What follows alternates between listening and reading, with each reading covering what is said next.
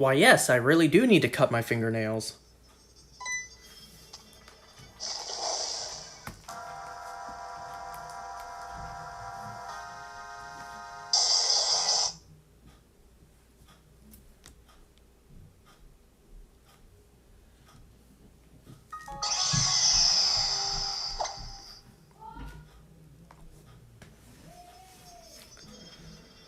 Alright, just getting ready. So once again, I don't really have any shows to talk about. In fact, we actually have another show to add to the lineup. Not only am I watching, but don't have an episode to talk for today. Not only am I watching The Boys Season 4 as well as Arcane Season 2, it completely flew over the radar. Wait, no. Flew over my head. Flew under the radar. That Eyes of Wakanda has released. Thankfully, it's a very short series. It's a 4-episode limited series. So we shall add that to the lineup next time. Today, however, I only have one thing to talk about, and then just like last time, once I'm done talking about it, pure silence, because I ain't got nothing else to talk about. But before we talk about that, a couple things I would like to say. First, there's a little bit of Sony and Netflix news. No surprise here. They're looking to do at least maybe 2 more sequels to K-pop Demon Hunters. Good, good. I like that idea. It was an excellent film. And we know Hollywood, they love milking sequels if something is successful. So you know what? Good, good. 2 extra sequels to this. I like that. It's a big world that they could do so much with. They could explore so much with it. So you know what? I welcome 2 additional sequels. That's the good news. The bad news is there's rumors going around that on top of 2 sequels, they're also looking to do a live-action remake. A live-action version of the film. No.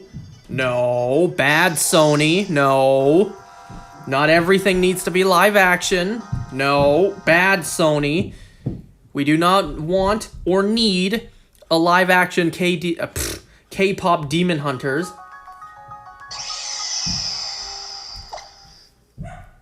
I don't think the film would work in live-action. At least it won't be as effective. It won't be as strong as if the movie were animated.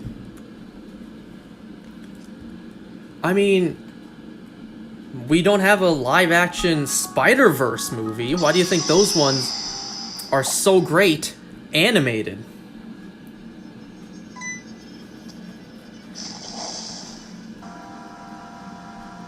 So yeah, I welcome 2 additional sequels to K-pop Demon Hunters, but a live action? No, I don't think so. No, we don't need to go there. Please, Sony, don't.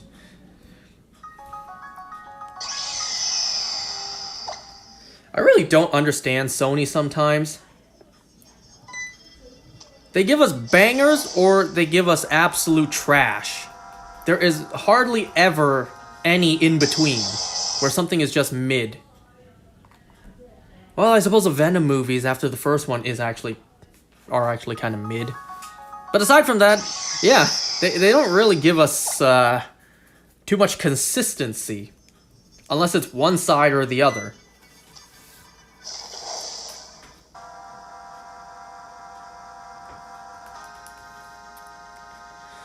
So, something I want to say that happened in Pokémon Go, for me that is. So, you guys remember how recently, as of right now, recently we had a Pokemon Direct? Happened just about a week, over a week, maybe 2 weeks ago. Has it been that long? Regardless, a Pokemon Direct happened somewhat recently, and in that Pokemon Direct, we got a code for Pokemon Go. If you went to the Pokemon Go web store, you could put in the code, and with that code, you got an option. You got your choice of one of the 3 Galar starter Pokemon in their Gigantamax form. So you put in the code. You have an option to pick one out of the 3 starters. You can pick from Gigantamax, Rillaboom, Cinderace, or Inteleon. You can pick one. On my Pokemon Go, my game on my phone, I picked Cinderace. I mentioned this before. That Cinderace I got was female, making it even more rare. So,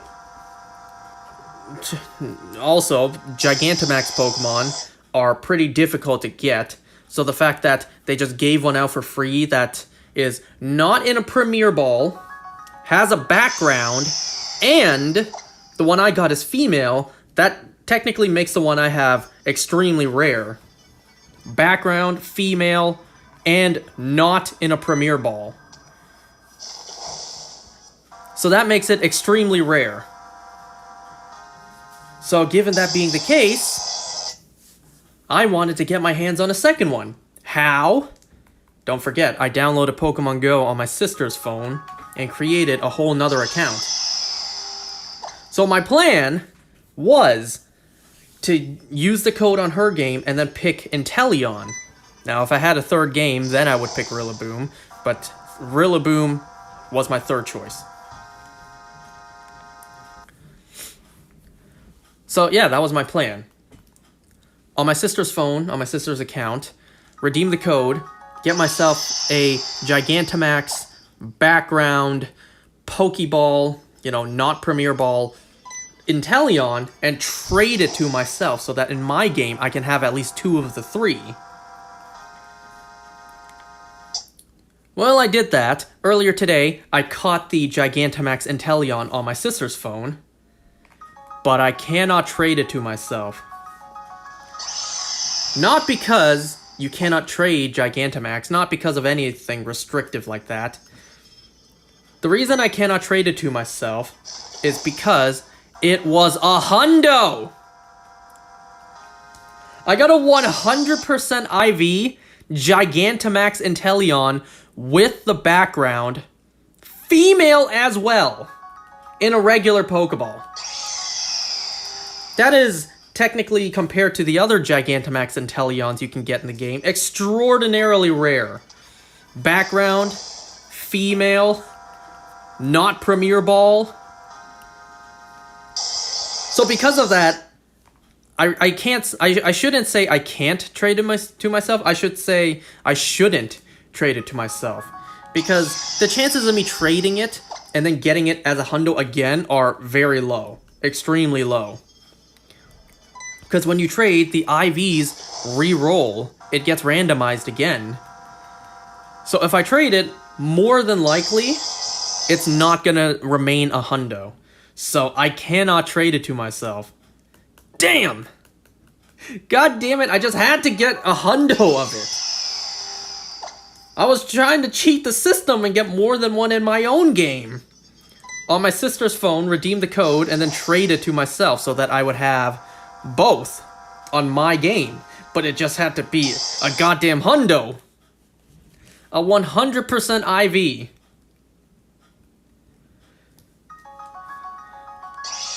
Let me remind you again. Let me say again. Let me reiterate just how rare it is. Not Premier Ball. Female. Background. Hundo. Gigantamax Inteleon. There's a lot going on there to make it special.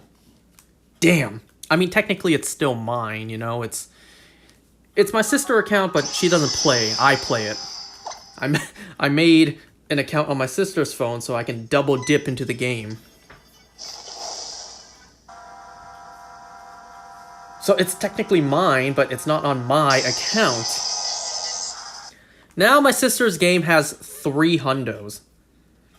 She has a hundo Frillish, Gibble, and now Inteleon.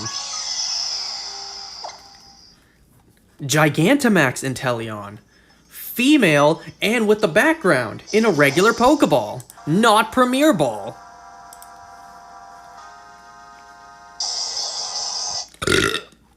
For the time being, yeah, that's probably the rarest Pokemon she has on her game.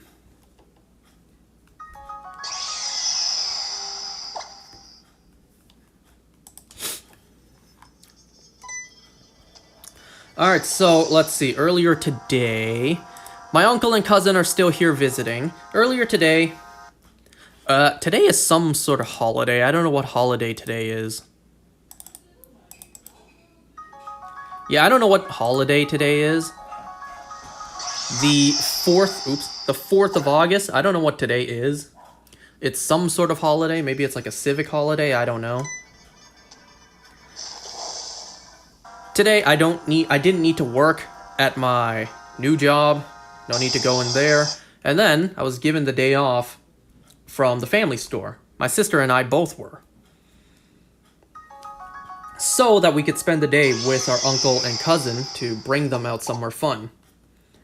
Instead, today, two of our staff went into work at the family store. So today, my sister and I got the day off to be with uncle and little cuz. Bring them somewhere fun while their trip hasn't ended yet. Their trip being here.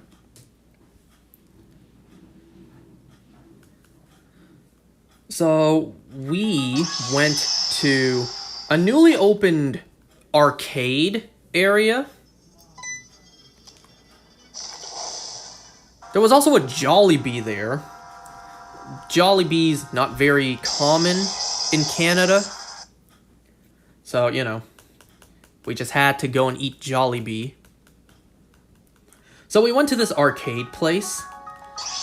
It was pretty big. It was actually pretty nice visually. Warm colors, bright lights. There were drink sections too. There was actually a place to buy drinks that you can have them alcoholic or not. Obviously, I didn't order any alcoholic.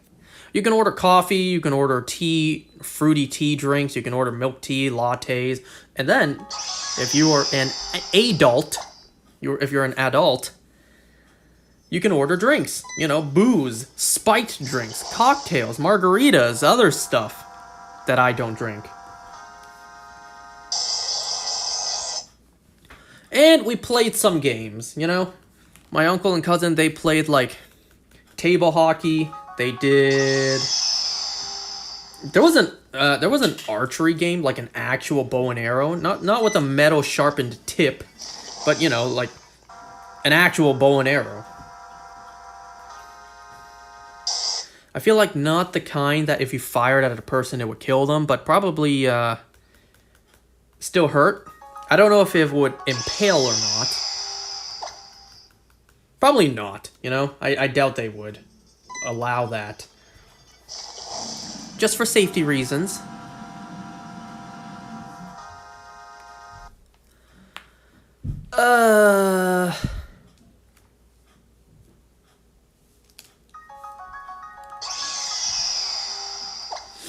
There was a bunch of VR games. You actually strap some goggles onto your face to play with.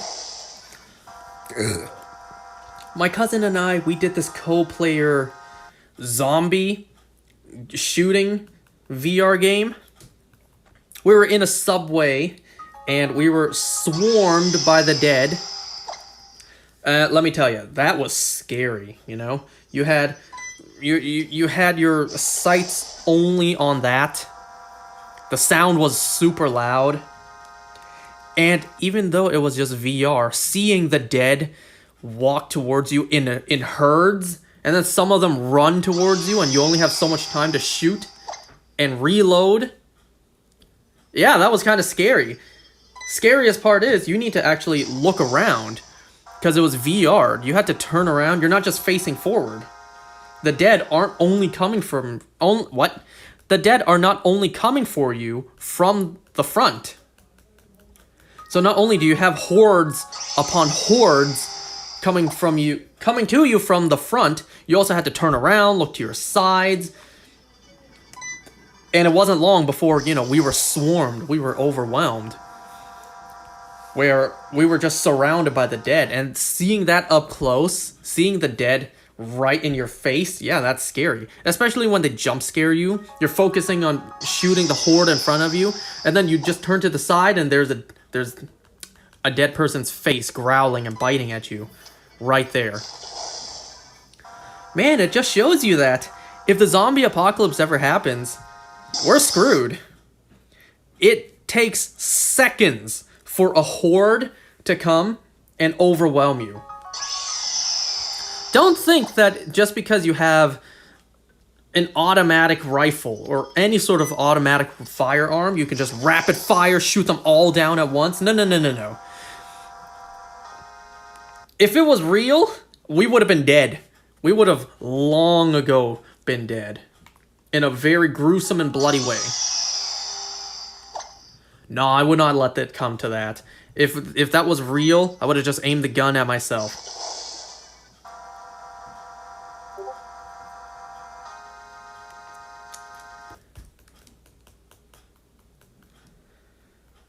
And, you know, like my friends, I'm sure my friends are joking, but I feel like part of it has some seriousness to it. They're saying, man, all you need is a sword, you stand still, and then you just spin. You spin, no zombie can reach you. Because you spin, the blade will just chop off the head of any approaching dead. So you survive just with the sword. You just stand there and you spin. I feel like they're joking, but I also feel like they're being serious. Yeah, if a zombie apocalypse ever happens, we are done for.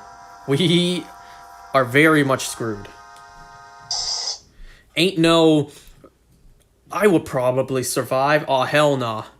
We all be dead.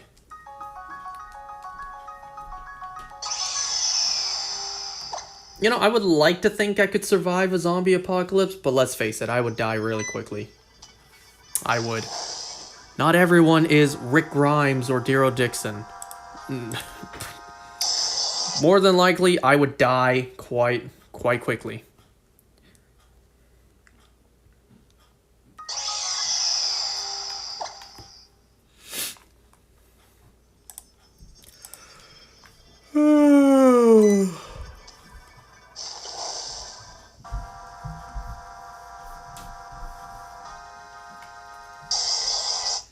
Tomorrow, we are taking the family to Canada's Wonderland. Ah, yes, the place where... The place where... Wait, how do I say this?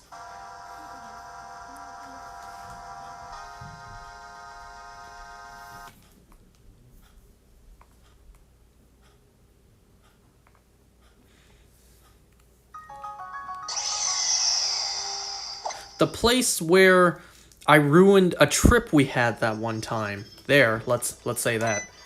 Canada's Wonderland, the place where I ruined a trip to that one time. How did I ruin a trip there, you may ask? So I went with 2 friends, and it was absolutely pointless for me to go. Because I don't like going on rides. I don't like going on roller coasters. Not for me. So the 3 of us went. 2 of them kept on going on rides, and I just stood there on the ground, holding their clothes, their bags, their whatever. I just stood there and watched and waited.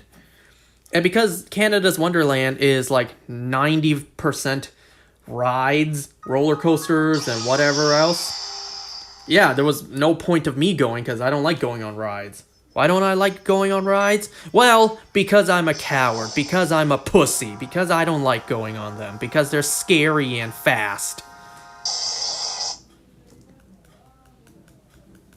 I don't like how fast they go, okay? That gut feeling inside, I don't like that feeling.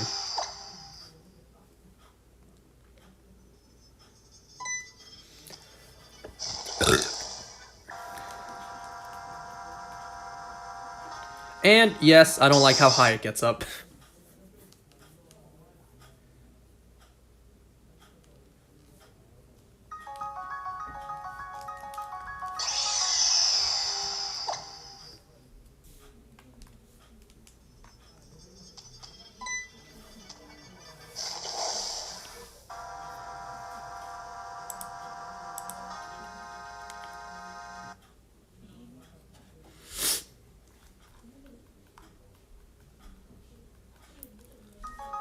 So yeah, tomorrow we're going to Canada's Wonderland. My cousin, he is a daredevil. He loves going on rides. He loves spicy food. He loves going on rides.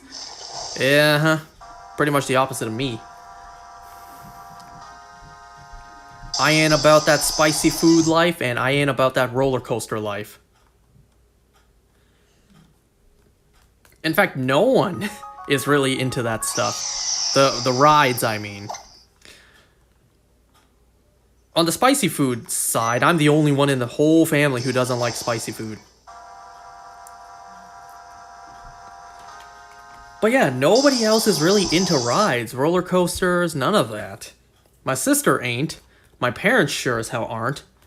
And my uncle, well, I feel like enough peer pressure, he would go with his son. But I think for the most part, he would be like, no, I'm not doing those roller coasters with you, son, I'm sorry.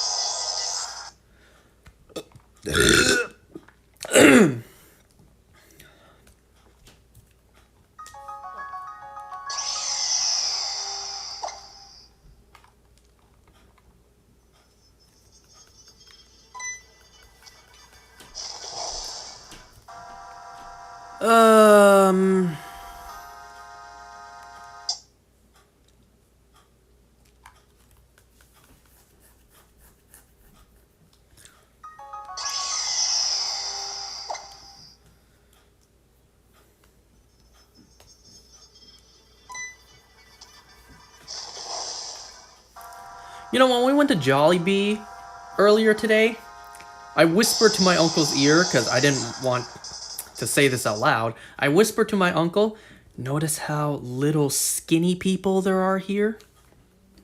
Now, no offense to y'all, you know? No offense to my fellow fat brothers and sisters out there. But, you know, I'm just really showing these two skinny boys why over here, we are, you know, fat Americans many. Because my uncle and cousin, they started to notice. They started to pick up that food portions over here are much bigger than over there. Because we went out to dinner tonight. And you know, we ordered dishes, and they were just like, you know, if we ordered over there, one portion, one dish, one item would be enough to feed like the two of us. Over here, one dish is enough to feed like the entire family. And believe it or not, they're not exaggerating. That's actually a very accurate statement over here.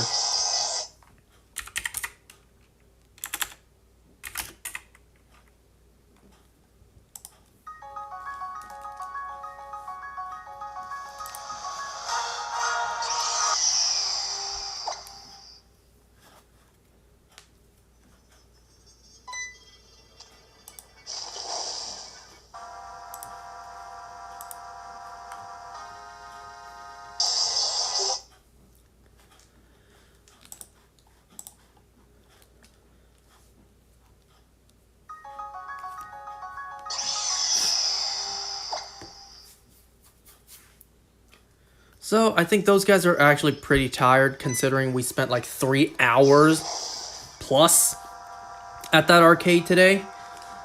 Following around a very energetic little boy, running around, hopping up and down, doing a bunch of games. You know, we're all pretty tired, and then on top of that, we went out for dinner. So I think they're pretty tired. I think they're gonna turn in early tonight. Also, the fact that tomorrow we have quite a big day. We're going to Canada's Wonderland. Lots of rides, lots of roller coasters, lots of walking around in the summer heat. You know, even my uncle's like, it's actually kind of cold over here during night. When the sun sets, it's actually kind of cold outside. And yeah, it kind of is. Even though it's Canada over here, you know, the Great White North, and we all know it's cold up here, I feel like, yeah, it is kind of cold, especially because it's now just August. You know, the second half of summer. Normally, it's not even cool during the nights. You know, despite it being Canada, I would still expect it to be hot during the summer night.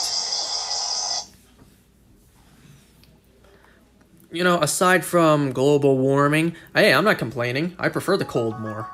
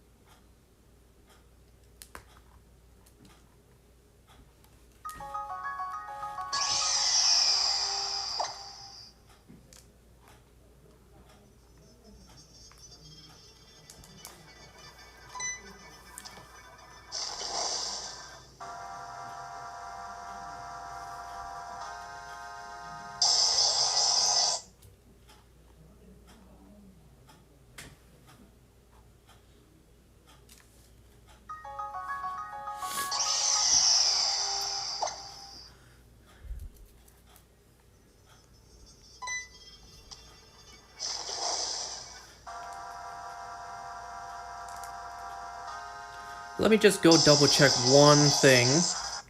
The lights. And then I will be back. Where we will discuss Fantastic Four.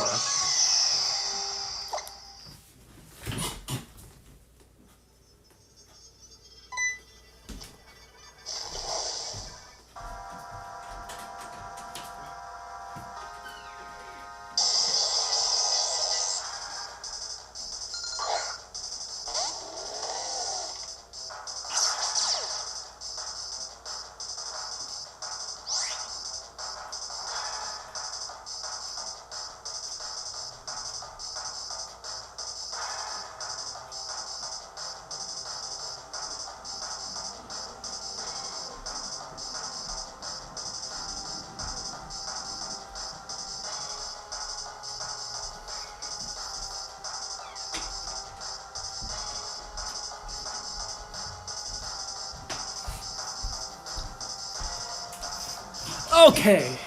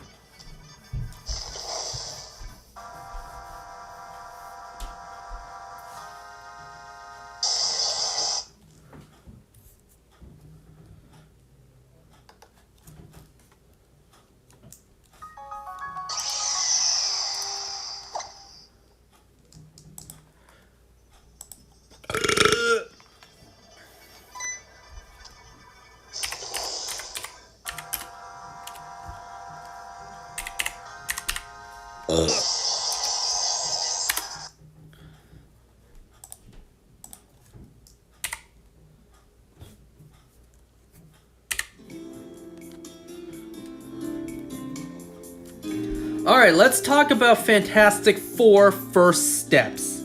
First, I want to mention that I actually liked this movie. I thought it was actually pretty good. Now, you guys know that I've been pretty vocal on me not really being excited to watch the movie.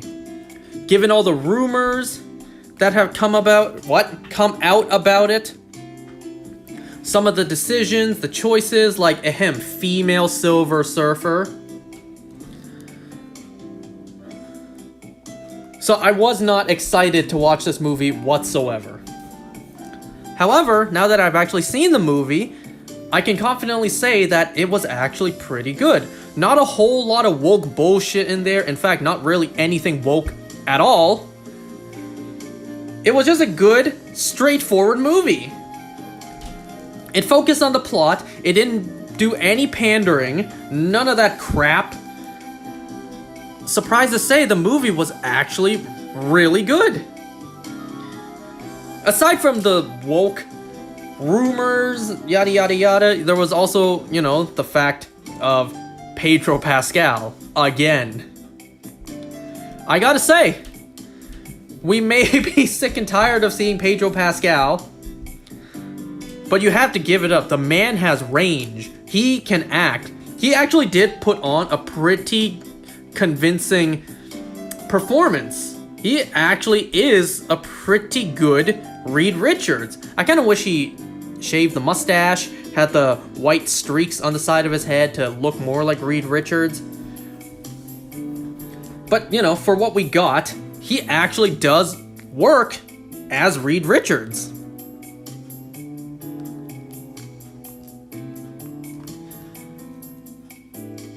And you know what? Here's a hot take that I feel like not a lot of people are going to agree with me on this.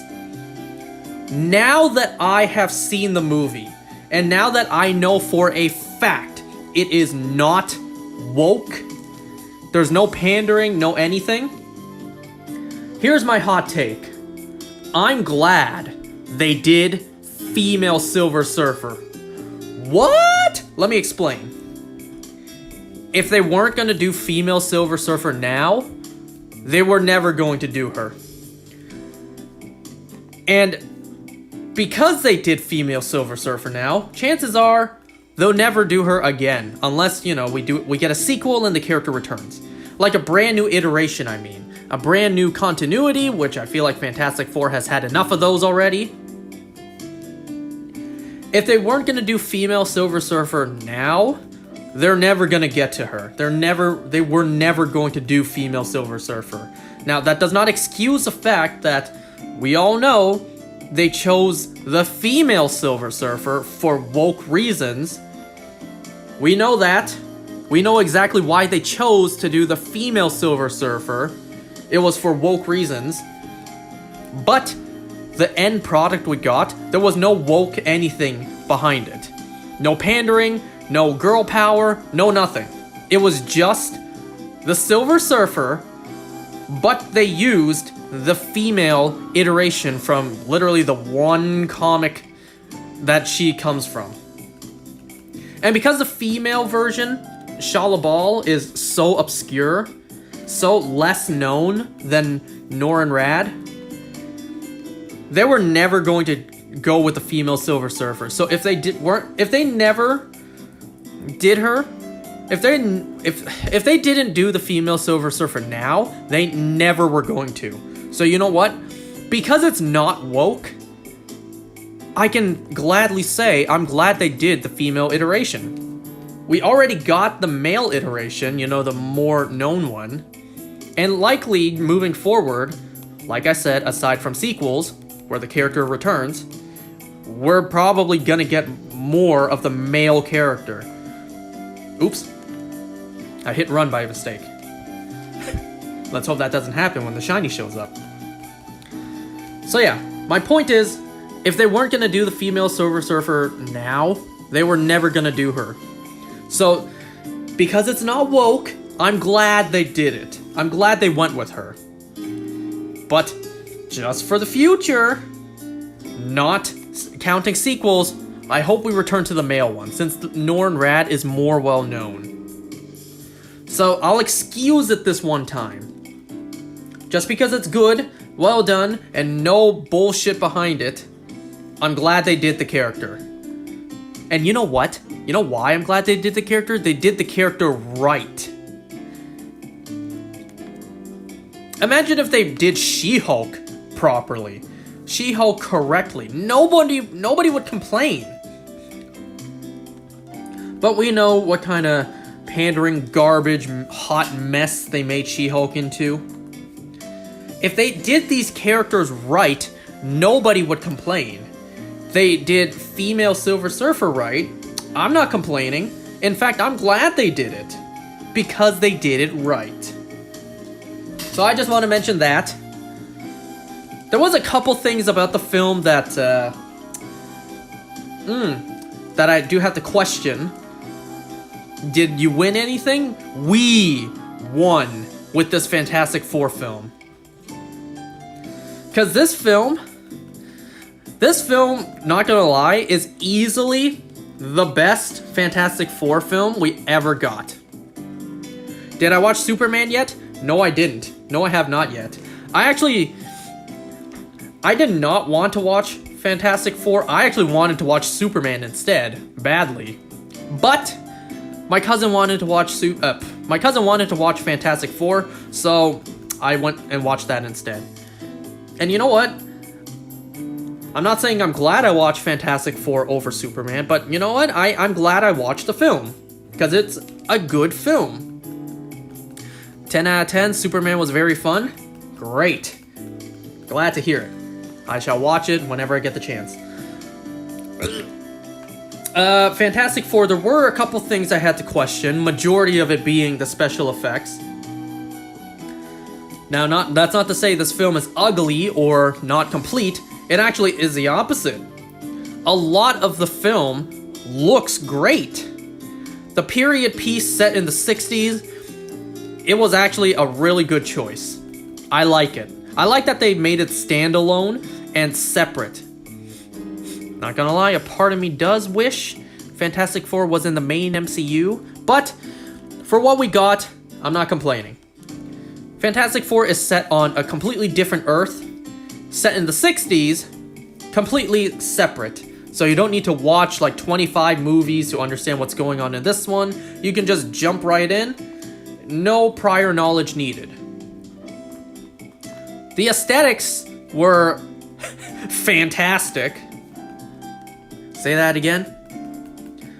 But yeah, the aesthetics in the 60s were a great choice. It was done very well, the way it looked.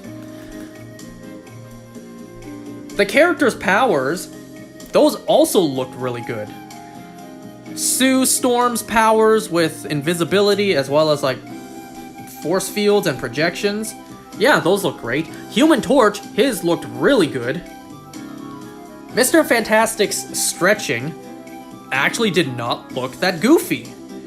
Now, he did use it quite sparingly in the film, but not to the point where you say, wow, he didn't use his powers whatsoever. They were definitely cutting back on budget. No. He used it enough, but not compared to the other characters. We saw Sue's and Johnny's powers way more than Mr. Fantastic's.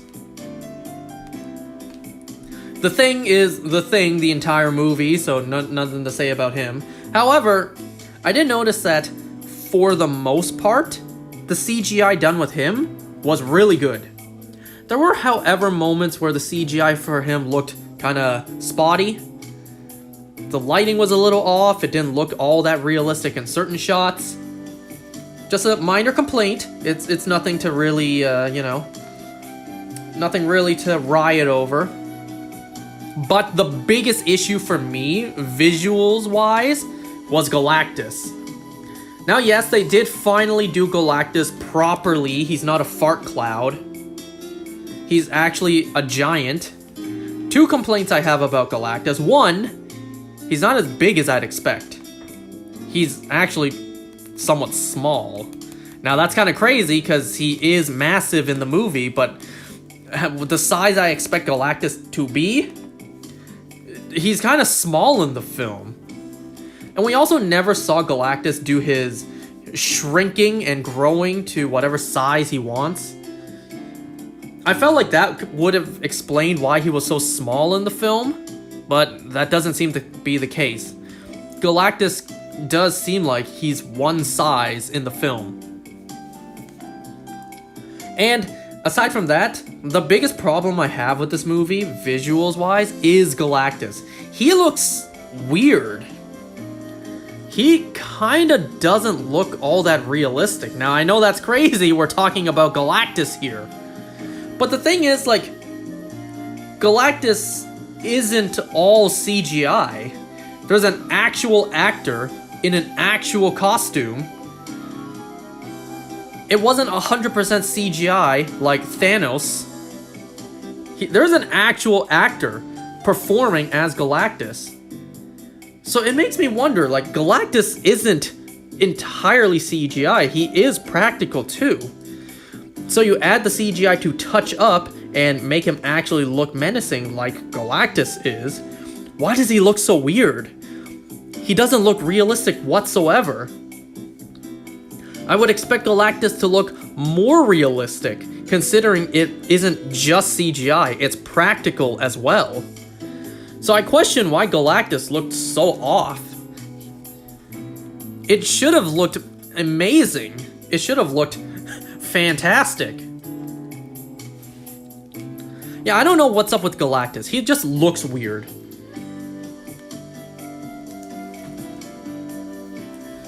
But aside from that, yep, no real other complaints about the film.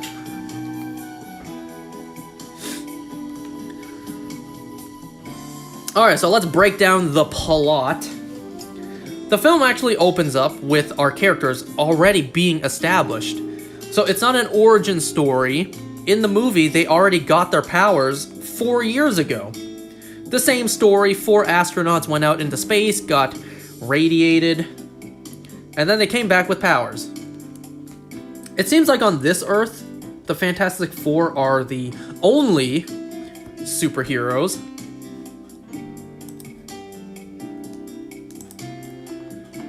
So we open up with, like, what was his name? Ted Bundy? We see that he is announcing to the world, you know, like, please welcome the Fantastic Four. And then we get a little montage of their fans, just the impact they had on the world. There was this one scene where Sue Storm was addressing, like, the world nation, the UN or whatever. All the world leaders gathered together and Sue was addressing all of them. Man, this Easter egg completely went over my head. I didn't notice the empty seat, but I did miss the fact that the seat was for Latveria. I completely missed that. I noticed the empty seat, but not where the seat was labeled for. So the seat being labeled Latveria is actually pretty huge, because that's Doctor Doom's kingdom.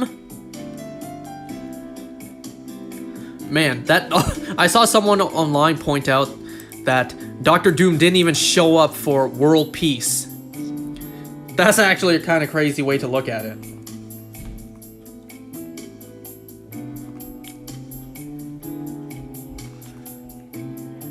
So, the film opens up with, to my surprise, I didn't expect the movie to literally open up with this, with not only Reed in the bathroom looking for something, but Sue on the toilet. Kind of threw me off, kind of did not expect to see Sue on the toilet as the movie opened, but the reason Sue is on the toilet is because she's using a pregnancy test. I don't know why I didn't expect the pregnancy storyline to be the entire film. I kind of thought it would be more of a background storyline. But no, the pregnancy is a very prominent plot line in the film. The beginning of the movie is a little bit slow, but once it picks up, it's smooth pacing from there. So yes, eventually the other two characters, Ben and Johnny, they find out that Sue is pregnant. And then I forget if it happens immediately. Well, literal hellfire rains down. There was also this plot line in the movie where early on, Johnny tries to help out Reed with this teleportation technology. They developed the secret for teleportation, but it takes a lot of power. Every time Reed teleports an egg to the other side of the room, it causes a power outage in the Baxter building. So, they established real quickly, teleportation requires a lot of power, a lot of energy. So yeah, after the family dinner, we also get several time jumps throughout the film. We open the film with Sue realizing, confirming she's pregnant, and then And then by the time stuff happens, well, she's very developed. But yeah, Sue's very pregnant, and then we see the skies light up. There's a being coming down. It's the Silver Surfer. She heralds the world's end. She heralds Galactus. She runs off, she flies off, and then Johnny tries to chase her, and then the Silver Surfer says something to him. There was also this small plot line in the film where they get this transmission of an alien language that they're trying to decode. I kind of question how they got that, because it was then burned onto records, which needed to be played on record players. So I unless I missed something, I kind of question how they got those transmissions of an alien language. But yeah, that's important. So Silver Surfer, she heralds Galactus. So our characters now know that a being out there called Galactus is going to come and destroy the Earth. The whole world knows this, and Fantastic Four, they're like, we will protect you. We shall launch Excalibur. No, not Excalibur. Excelsior. Whoops, my bad. We will launch Excelsior, the ship, into space, face Galactus, and beat him. And we will return, having saved the world. So they launch up into space, they jump through wormholes, and then they reach this planet. They also discovered, certain other planets have disappeared. So now they know that, okay, this threat is serious. This Galactus is not a joke. Because Galactus has already destroyed these planets. These were entire planets out there, and now they're gone. And the next target has been us, Earth.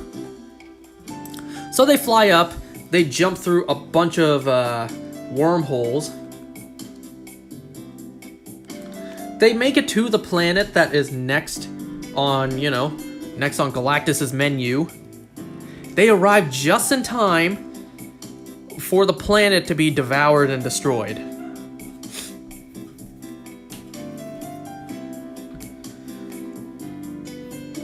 Oh yeah, there's also the storyline throughout the film, a potential romance between Johnny Storm and female Silver Surfer.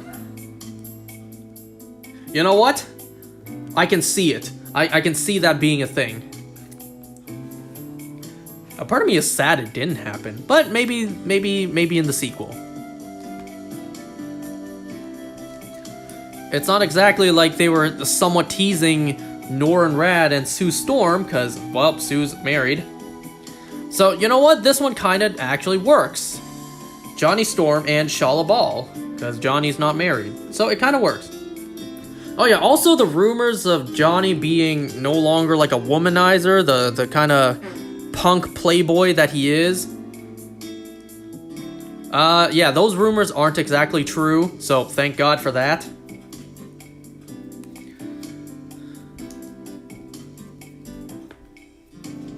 Oh yeah, the rumors, the hilarious rumors.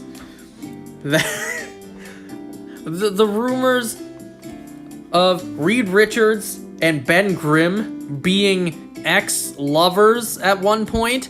Yeah, that rumor is also not true. Thank God for that. I can't believe that rumor exists.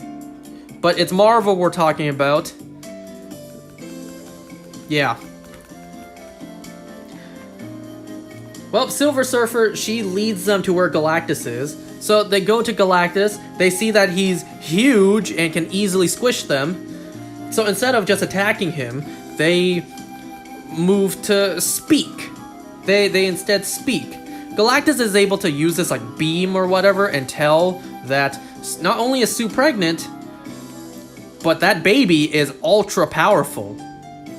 We know Franklin Richards in the comics is one of the most powerful beings, period, in Marvel. So Galactus offers them a deal. Give me your child, and I will spare your planet. Obviously, Sue and Reed, they decline the offer. So then our characters do their best to fight and escape. And damn, what awful timing. I don't know if Galactus made Sue go into labor or if it was just actual bad timing. I think Galactus ignited that or initiated that. Yeah, horrible timing. Sue, at that very moment, goes into labor. So they're kind of running away from Galactus and Silver Surfer. They need to go back to their ship and get the hell out of there, all while Sue is in labor. So they fly away. They try to go into the wormhole, but Silver Surfer follows. So instead, what they do is they make a pit stop to a literal black hole, where if they do it correctly, they can trap the Silver Surfer there, at least for a while. It'll take her like a month to escape the black hole's gravitational pull.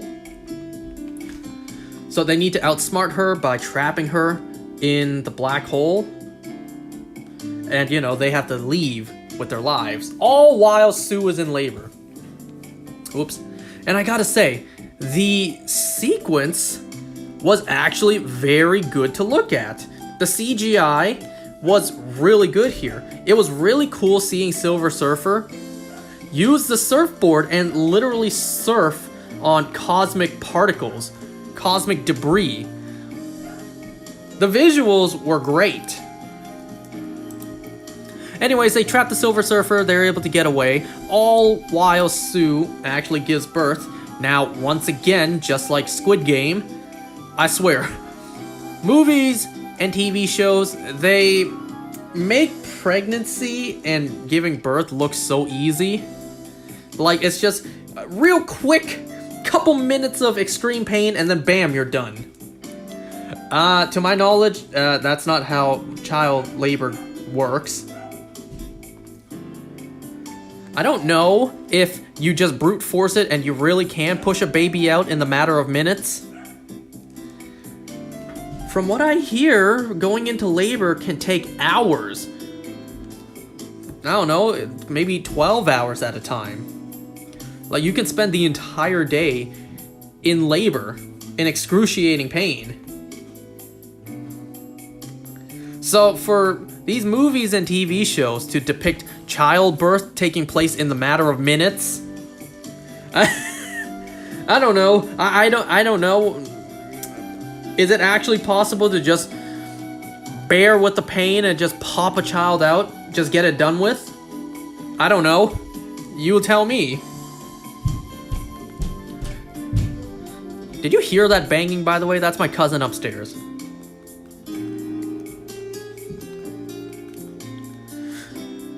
And also, how exactly do you tell your kid, right? One day your kid's gonna ask, Mom, Dad, where was I born? Which hospital was I born? How do you tell your kid you were born deep in outer space, next to a black hole?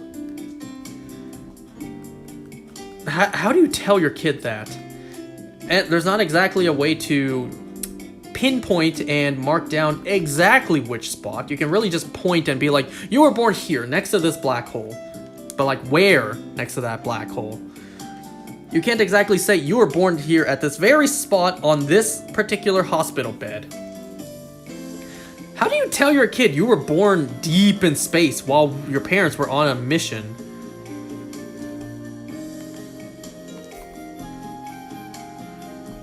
It also seems wildly irresponsible for them to even bring Sue with them, especially when she's pregnant, very deep into pregnancy.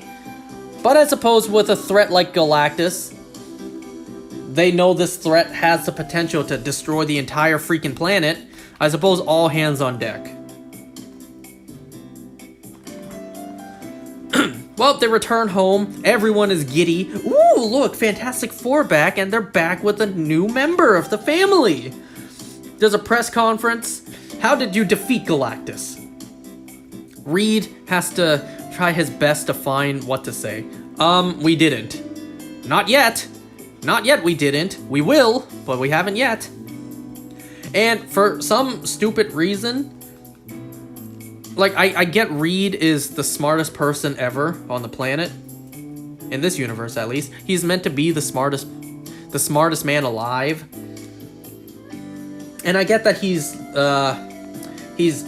frazzled and whatnot, but I find it kind of stupid that he would actually straight up admit this to the public. We couldn't defeat Galactus. Galactus offered us a deal. He would spare our planet if we met his demands, but his demands were too great. What were Galactus's demands? That we hand over our child. And obviously we were not going to do that. Why would you admit that to the world? You really should have known the backlash. You should have known that people, they would have thrown riots. Like, you're sacrificing not only all our lives, all our families' lives, but the whole planet for your one child.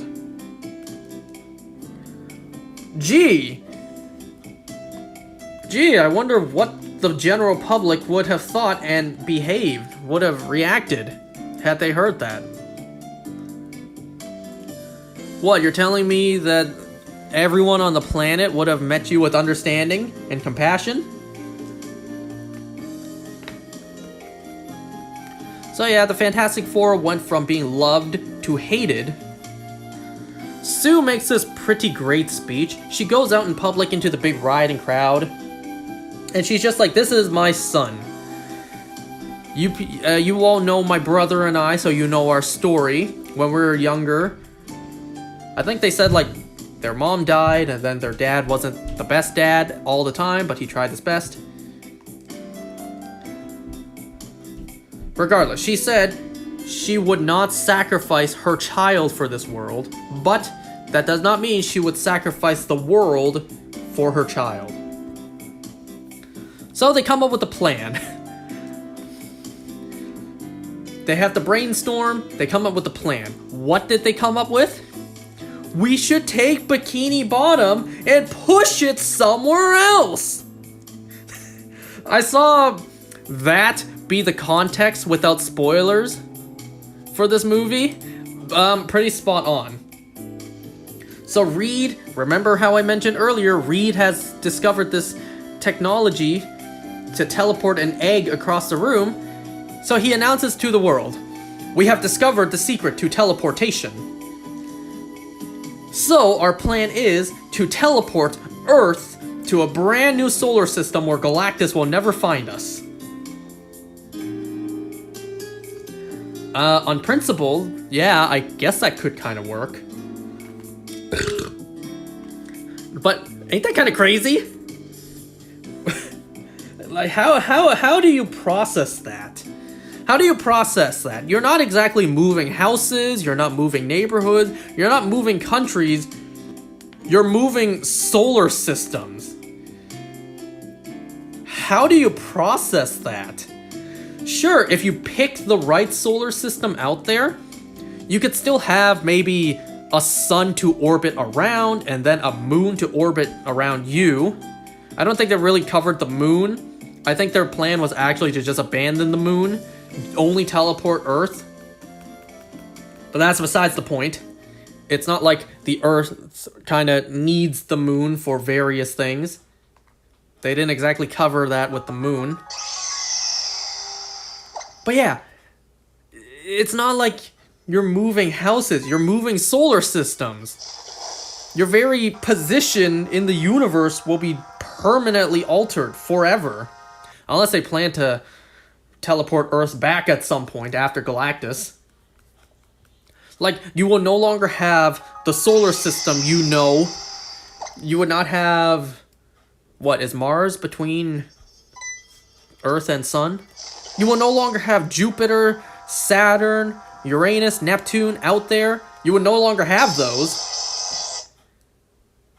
You would have brand new planets to discover, brand new orbits to mark. But the alternative is the entire planet's collective demise, because if you don't teleport the entire Earth, well, Galactus is on his way. But yeah, how do you process teleporting to a brand new solar system. Teleporting your planet to a solar system, a brand new solar system.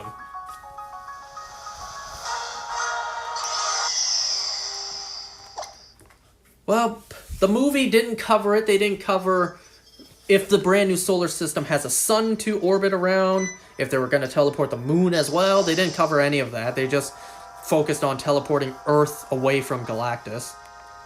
Give me a second, I'll be right back.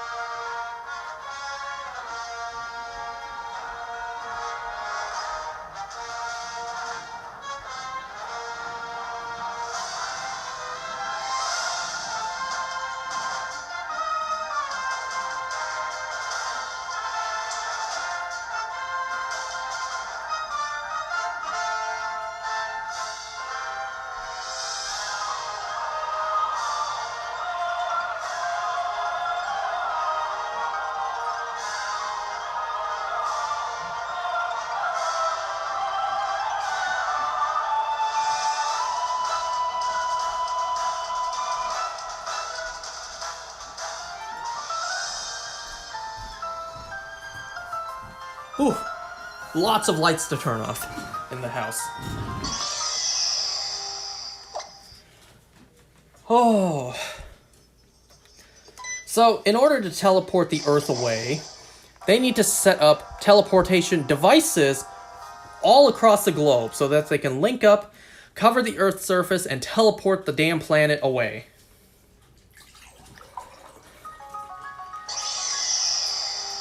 You know, only in movies can there be world peace where every nation on the planet would unite and work together without any sort of drama or disagreements. Only in movies where that will be the case. I swear to you guys, if a real life calamity like this were to ever happen, and we need world peace, we need every nation on the planet to work together to survive, yeah, I feel like we're done for. I feel like we will absolutely all be dead just because the governments of every nation cannot agree.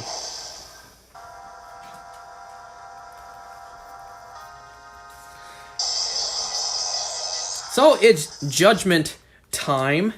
It is time to teleport the Earth away because Galactus is just about here.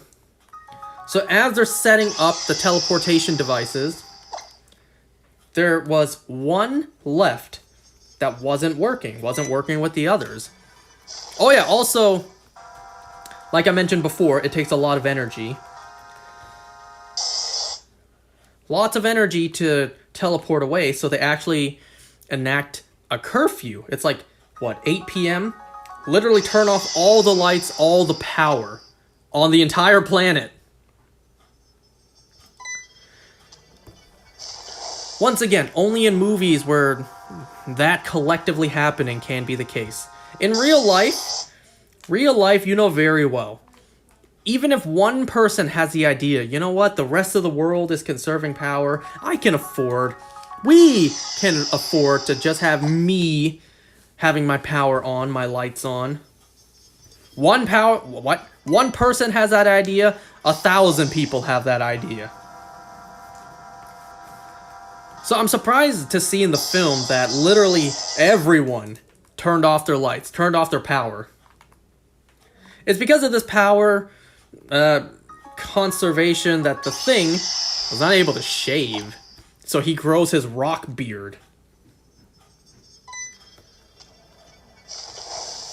Now, I kind of question how he knows where the limit is for him to shave his face. Because his body is all rocks. His skin is rocks, and his quote-unquote hair is rocks. So when he shaves his face, his rock beard off of his face, how does he know where to stop? I imagine someone let me know, does the thing feel pain when his rock skin is damaged? Because you don't feel pain when you get a haircut. So I wonder if the thing can tell if he feels pain when he shaves deep enough. Like, alright, that's my skin only in rock form. That's not my hair in rock form.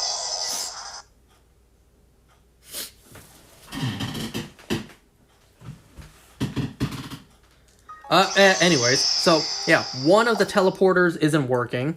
I kind of thought it was because they screwed up and one isn't working. But no, it's actually because the Silver Surfer arrived and she destroys the teleporters one by one. Johnny goes after her because while this is happening, Johnny has been noticing similarities. The language that Shala Ball speaks to him, as well as those transmissions that they got before. Now, this is where I kinda got put off of the film or taken out of the immersion. Johnny Storm is able to stop the Silver Surfer because he's able to translate phrases. And not only that, he's able to learn the entire alien language from, what, like 24 recordings of the language? So he's able to not only break down the language and how it works, he's also able to learn it, master the language, even know phrases, how to say things in the language. And somehow, out of all of that, he's able to learn the Silver Surfer's name as Shala Ball. How on earth did he learn the entire language and even learn the Silver Surfer's name from that? Like, it's not like he had a dictionary with him. He had a handful of recorded phrases. You give me a handful of recorded phrases spoken in Mandarin, I would not be able to break down the entire language and master the entire language to the point I speak it fluently. And Johnny was able to do that with an alien language. So that kind of took me out of the film for a bit.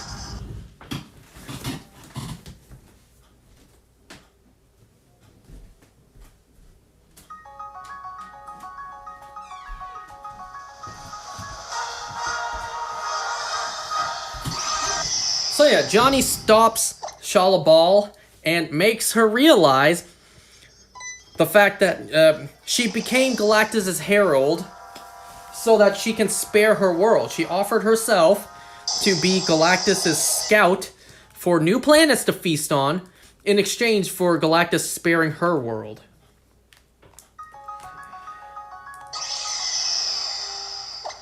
So Johnny makes Silver Surfer remember the, 5 planets that she scouted out for Galactus? You know, like, you gave your world a choice, but these worlds, they didn't have a choice. Remember these worlds? All the people who were there, who are all gone now because of you? So the Silver Surfer has, like, this mental breakdown because of what she's done. Which I kind of feel like maybe you should have known that already. You didn't exactly need someone to point it out before you kind of broke down. Well, yeah, she gets hit with this overwhelming wave of emotion and she flies off. Well, the Earth is toast. They can't teleport away to get away from Galactus. They need a new plan.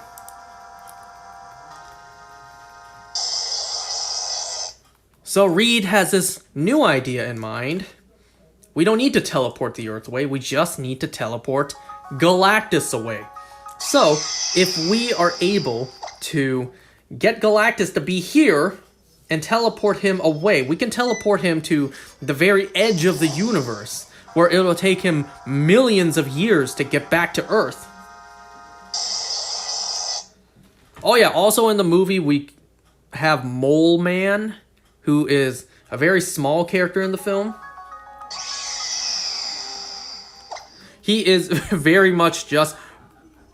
He's very much just, behold, the Underminer! So he rules the entire underground city of, what was the name? Subterria? So the Fantastic Four ask him for a favor. He really is only friends with Sue. And they ask him, can the entire population of the city go underground so that Galactus can walk on the surface without casualties? So they're able to evacuate an entire city, the entire city of New York, to underground, so that when Galactus walks the streets, there will be no casualties. Okay? So they use Franklin Richards as bait, because Galactus wants Franklin. You know what, part of me was kind of thinking, like, maybe it's just me. The way they phrased it at first on why Galactus wants Franklin is because he is so powerful he can stop his hunger. I kind of thought Galactus maybe wanted to eat Richards to stop his hunger, but later on in the film, it's like, yeah, that's not the case. It's more like Galactus wants Richard... Ooh, I need to charge my 3DS. It's more like Galactus wants Richard so that he can pass on the curse. You know, pass on the curse of this insatiable hunger to.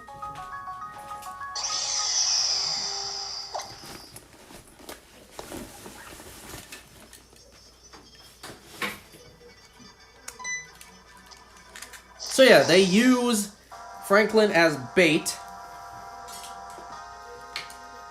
Galactus shows up. He towers over the Statue of Liberty, but he is still small for what I'd expect Galactus to be. 1 second.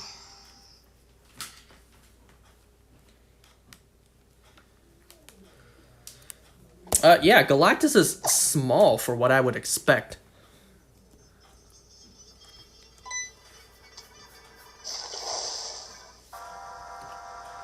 So he's able to see that Franklin is smack dab in the middle of the teleporters. So our characters, they distract him in order to buy time to replace Franklin with the decoy cradle, so that once Galactus steps onto the teleporter, they can teleport his ass away. But Galactus, I feel like they should have known this. Galactus, he's smart. He's able to tell that they swapped out the cradle. So then he goes to the Baxter building to really go and grab Franklin. Our characters, they try their best to fight Galactus, but Galactus, literally doing nothing, is still able to overpower them. I've seen people online complain that they super nerfed Galactus. Galactus should have easily been able to just take out the Fantastic Four. I feel like, yeah, kinda. But there's a bit of an explanation for that. Galactus wasn't there to fight. He only wanted to get Franklin Richards. So he wasn't really fighting them.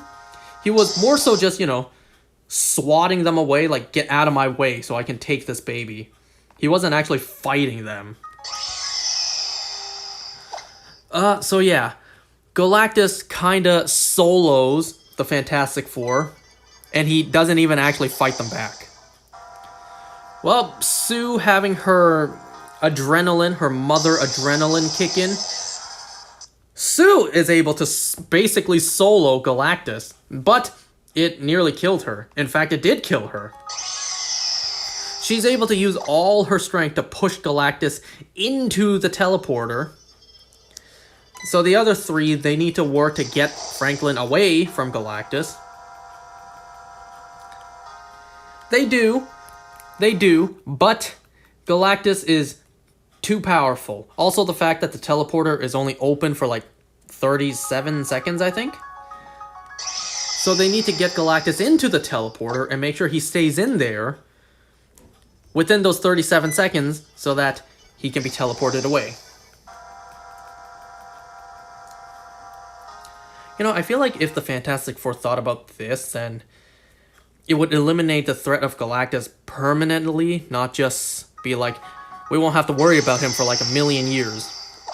Had they just closed the portal with Galactus' head sticking out, it would have just decapitated him and he'd be dead. You wouldn't have to worry about him ever again, period.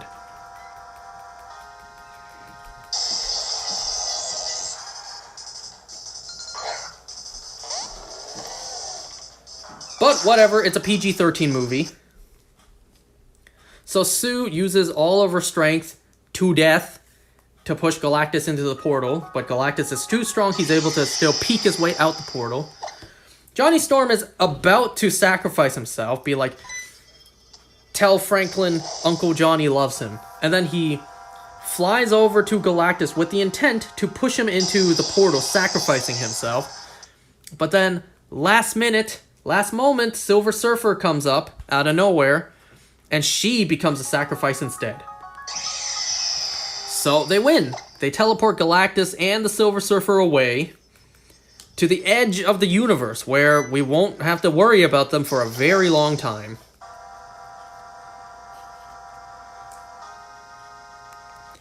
While in doing so, Sue used her powers so much it literally killed her. So Sue Storm really did die. But Franklin, being as powerful as he is, he's able to give his mother life again. So Sue comes back from the dead. And yay, the Fantastic Four, they won. They defeated Galactus and the world is saved. No need to, you know, move solar systems.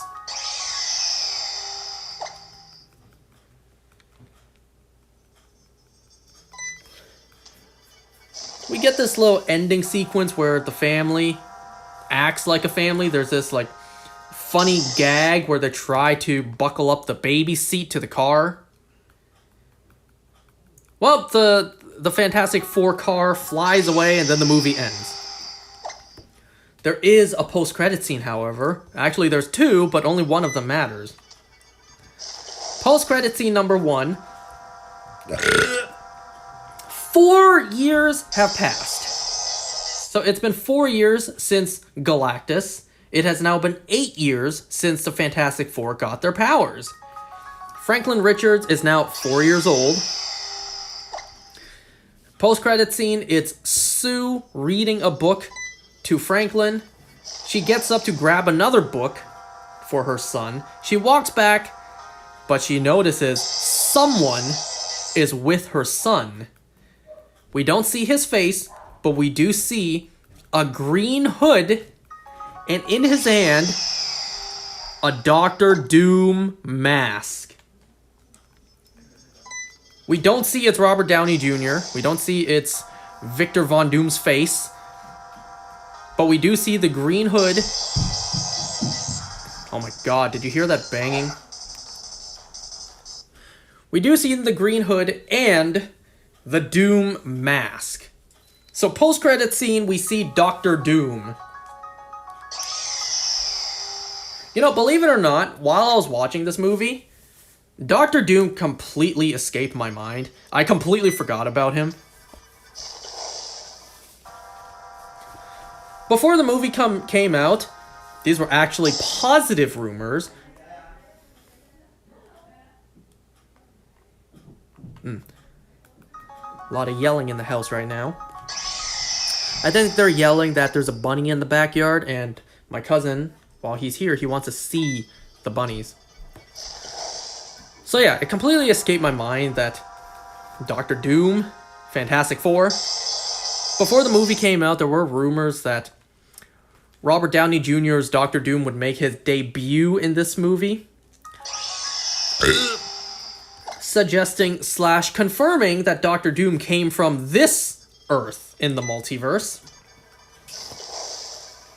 And, well, they didn't flat out confirm it, but I think we can assume that.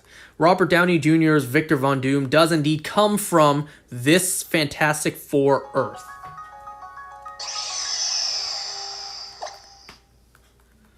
So I feel like all the all the theories online of Tony Stark is Victor Von Doom, just brainwashed, just a variant, just had his memory erased, yada yada yada.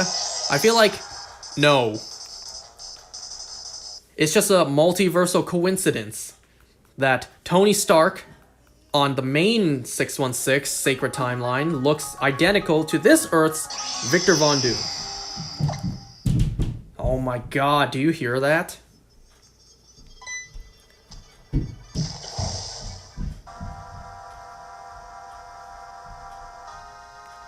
The structure of this house has to be damaged by now.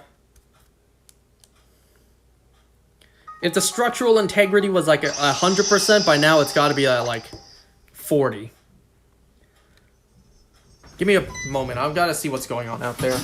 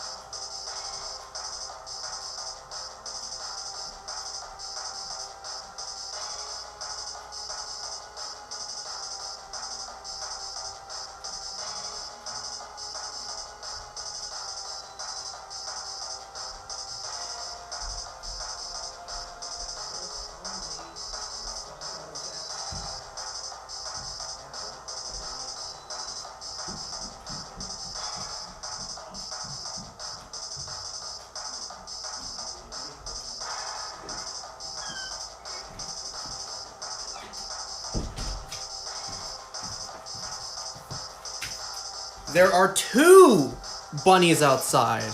That's what all the commotion was. 2 bunny rabbits outside. By the way, speaking of bunny rabbits, we got our official trailer for Zootopia 2.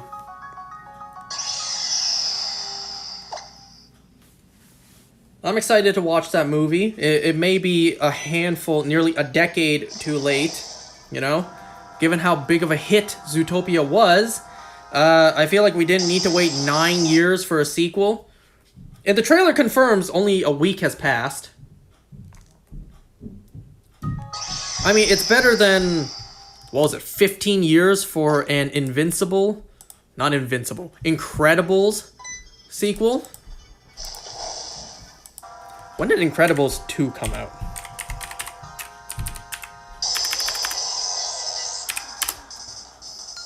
Incredibles 2, 2018?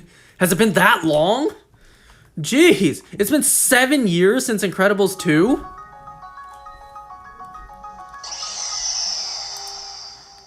I didn't think Incredibles 2 came out that long ago. 7 years ago?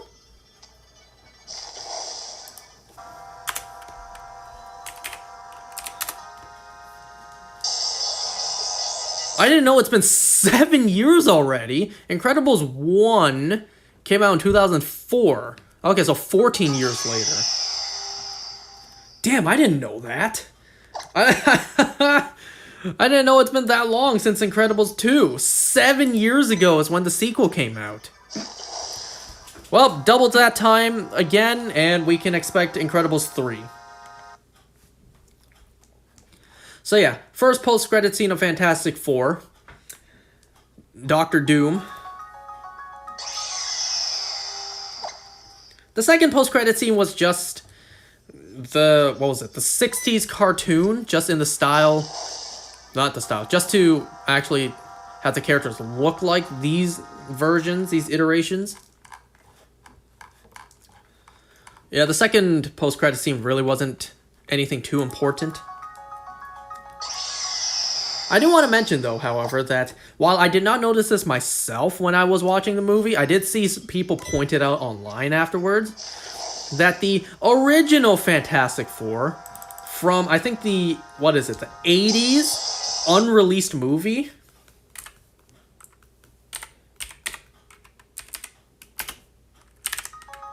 was it 1967? No.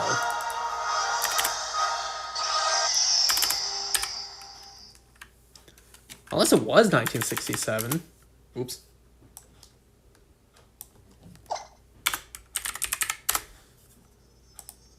No, 1967 was the cartoon.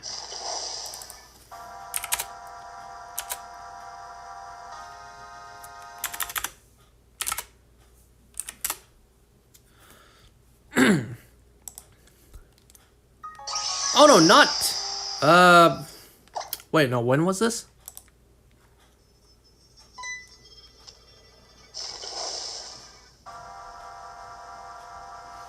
Okay, maybe not the 80s. It seems like the 90s. The Fantastic Four, the unreleased film in, I see here, 1994. The actors who played those versions of the characters, they made a cameo in the film. You know what? I like that. Yeah, the unreleased 90s Fantastic Four film, where they made the film just to keep the rights. They didn't even release the film. And from what I heard online, they didn't even tell the actors they weren't releasing the film. So the actors worked on the movie, and they didn't even know it wasn't being released.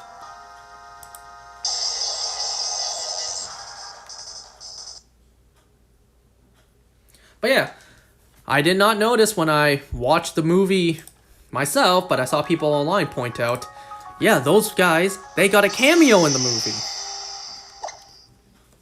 So yes, it was actually a pretty good movie. There actually was no explanation yet. I kind of thought, well, first of all, before the movie came out, I, among other people, were theorizing, alright, the Fantastic Four are going to lose. Galactus is going to win. He's going to destroy this Earth. And that's why they flee this universe and go to the 616 Sacred Timeline Earth. That's how these characters are going to go from their Earth to our main Earth. So that theory was floating around before the movie came out. And yeah, I had that theory as well. I was thinking that might be the case as well. So I was a little surprised to see that's not the case. They actually won in the end. So because of that, we actually don't really have an explanation yet why the Fantastic Four left their universe to join ours. Because remember, we saw their ship in the Thunderbolts post-credits scene. So we don't know yet why they left their universe.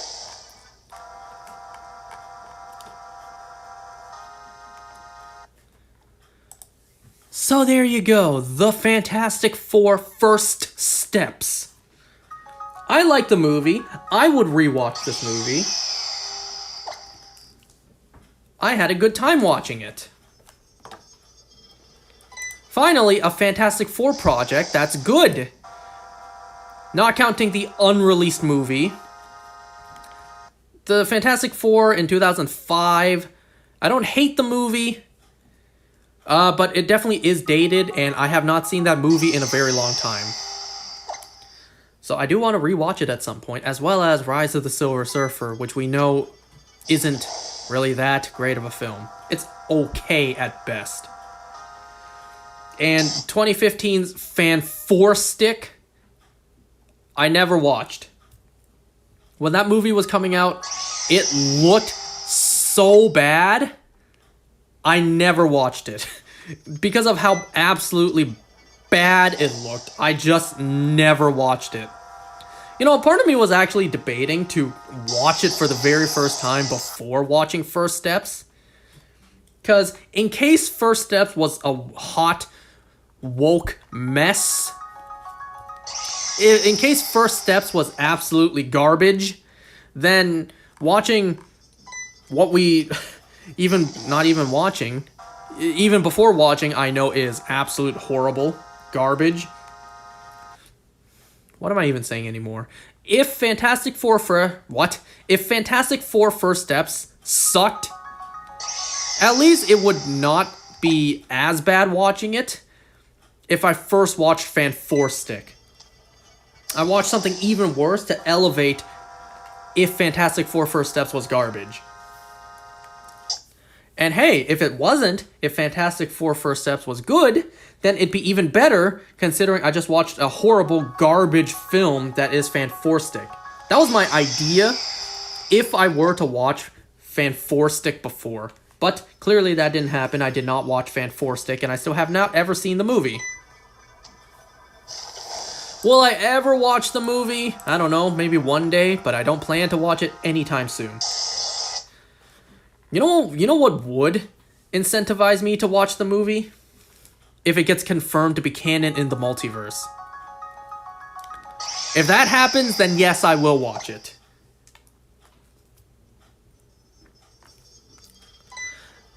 Even Deadpool and Wolverine, their end credits, which was just a big homage to Fox. Not even... No, wait, did they? I think they had some...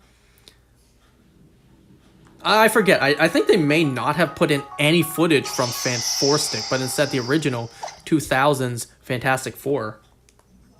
So even Deadpool and Wolverine was trying their best to ignore that movie's existence. So if we ever get Fan4stick to be confirmed to be canon in the multiverse, then I will watch it. I feel like it would be so easy to do as well. You just have Michael B. Jordan return, one character recognizes him and goes like, Killmonger, is that you? He turns around and is like, Killmonger? No, my name is Johnny Storm, and then he lights up in flames. That's what I thought was going to happen with Chris Evans. I almost said Johnny Cage. Chris Evans, Johnny Storm. That's what I thought would happen. Long ago, many years ago. I thought he would show up in Multiverse of Madness. Stephen Strange would be like, Steve? Is that you? He would turn around and was like, Steve? No, my name is Johnny Storm. That's how I thought it would have happened. In fact, I thought it would have happened for both Johnny Storms. Strange recognizes one as, Steve Rogers, is that you? And then the other as, Killmonger, is that you? And then they both separately turn around and be like, no, my name is Johnny. Clearly that did not happen. Would have been neat to see though.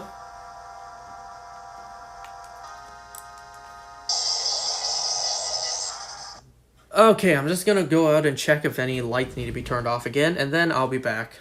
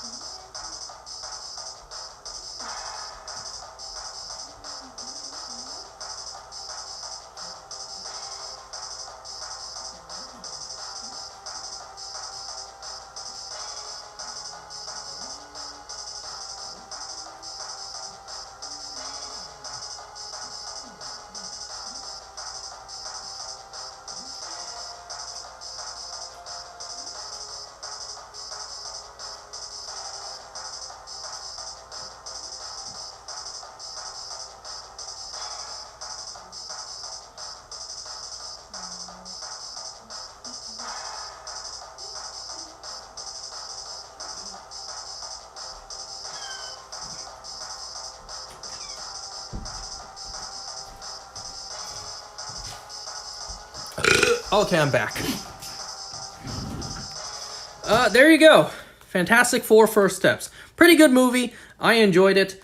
Marvel, would you believe? Marvel released 2 good movies in a row. Can you believe? And can you also believe that the movies are starting to connect again?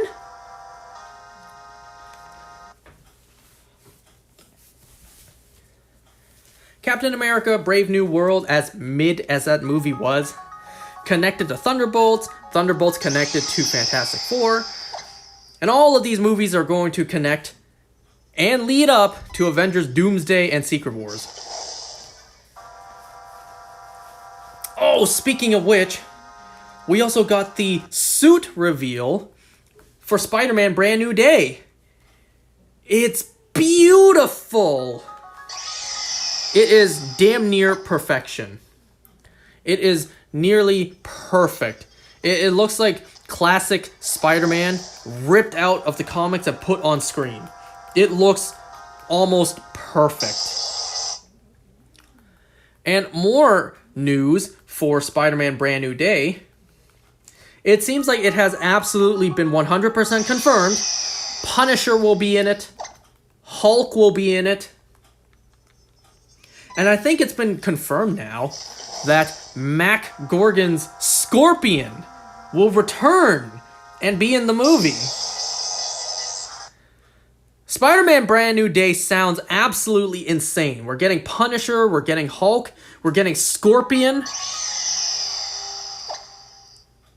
Yo, Marvel fans are kind of eating good right now. Thunderbolts, Fantastic Four, Spider-Man Brand New Day, Avengers Doomsday, and Avengers Secret Wars. Yo, we're kind of eating good right now. While unrelated, it kind of makes you forget the fact that Beyond the Spider-Verse won't be out until 2027. I just see this post online. You realize, wait, no, you're watching K-pop Demon Hunters. It's a really good film, and then you realize Sony should be working on Spider-Verse.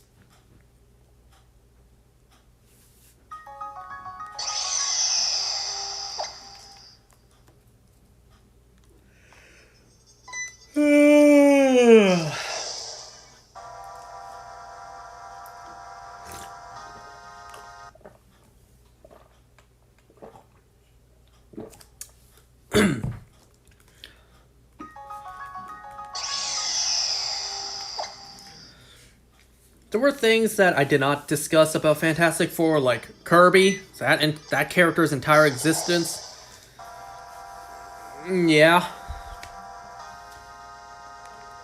Alright, so I don't have anything else to talk about today. So, what I'm going to do is not talk about anything. I have a video I want to watch, so I'm going to watch that on the side.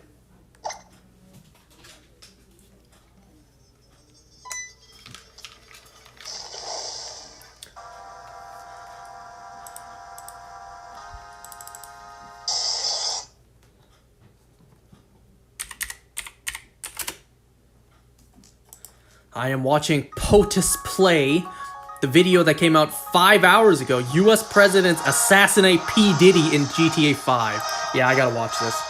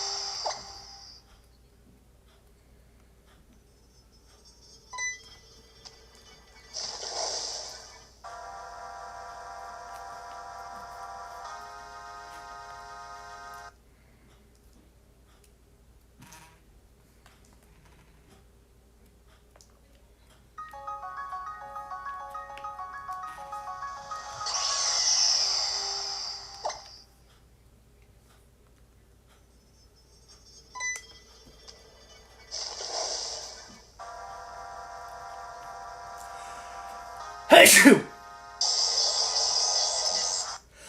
Hey!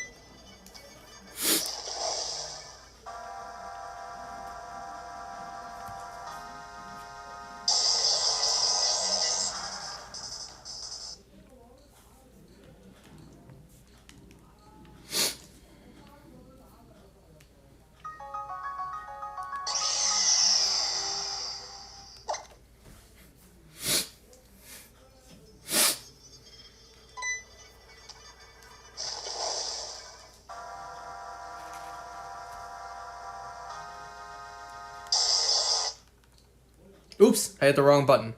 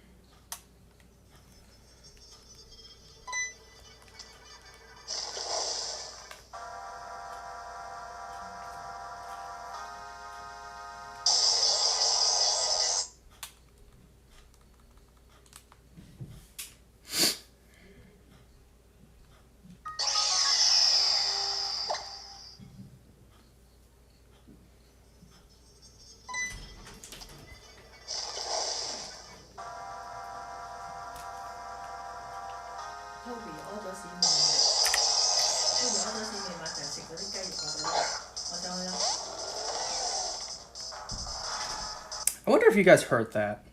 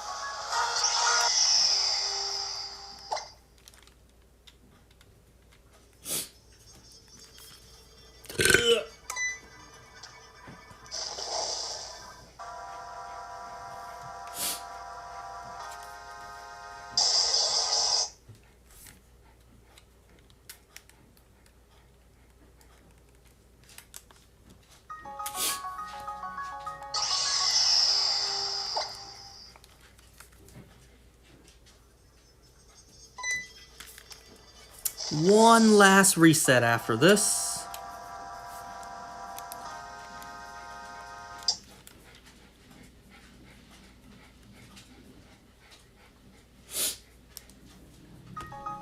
Alright, last one for tonight.